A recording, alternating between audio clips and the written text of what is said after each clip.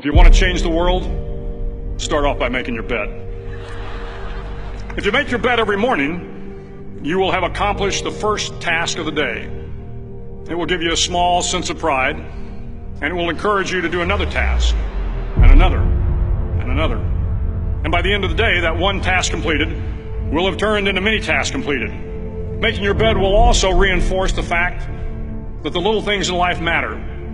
If you can't do the little things right, you'll never be able to do the big things right. And if by chance you have a miserable day, you will come home to a bed that is made, that you made. And a made bed gives you encouragement that tomorrow will be better. To pass SEAL training, there are a series of long swims that must be completed. One is the night swim. Before the swim, the instructors joyfully brief the students on all the species of sharks that inhabit the waters off San Clemente. They assure you, however, that no student has ever been eaten by a shark, at least not that they can remember. But you are also taught that if a shark begins to circle your position, stand your ground. Do not swim away. Do not act afraid. And if the shark, hungry for a midnight snack, darts towards you, then summons up all your strength and punch him in the snout, and he will turn and swim away. There are a lot of sharks in the world.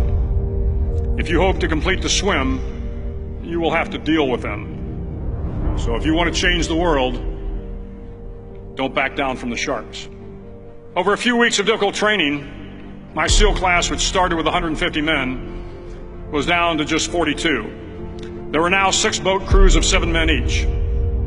I was in the boat with the tall guys, but the best boat crew we had was made up of the little guys, the Munchkin crew, we called them.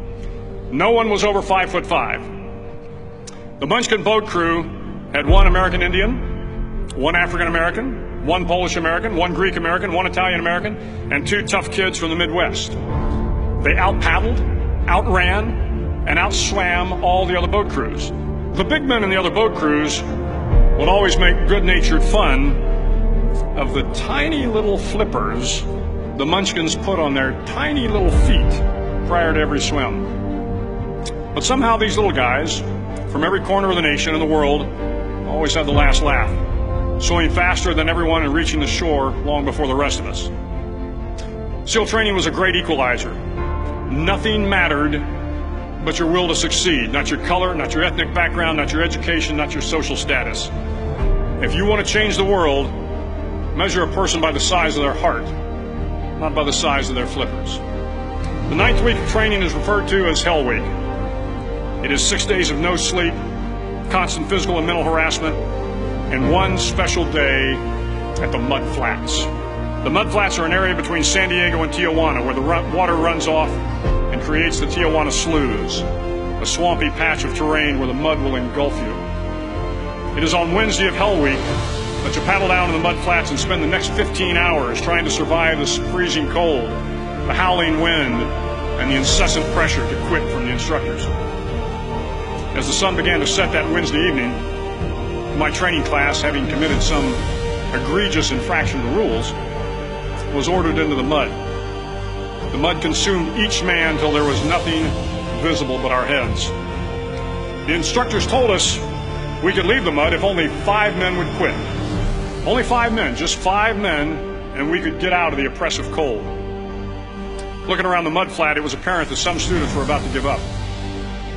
It was still over 8 hours till the sun came up. 8 more hours of bone-chilling cold.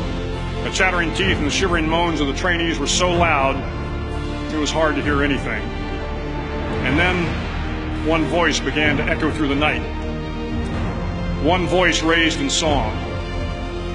The song was terribly out of tune, but sung with great enthusiasm. One voice became 2, and 2 became 3, and before long, everyone in the class was singing. The instructors threatened us with more time in the mud if we kept up the singing, but the singing persisted, and somehow the mud seemed a little warmer, and the wind a little tamer, and the dawn not so far away. If I have learned anything in my time traveling the world, it is the power of hope. The power of one person, a Washington, a Lincoln, King, Mandela, and even a young girl from Pakistan, Malala. One person can change the world by giving people hope.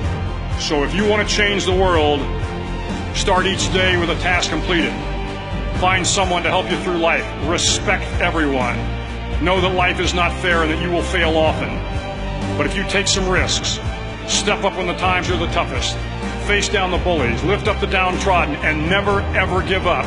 If you do these things, the next generation and the generations that follow will live in a world far better than the one we have today.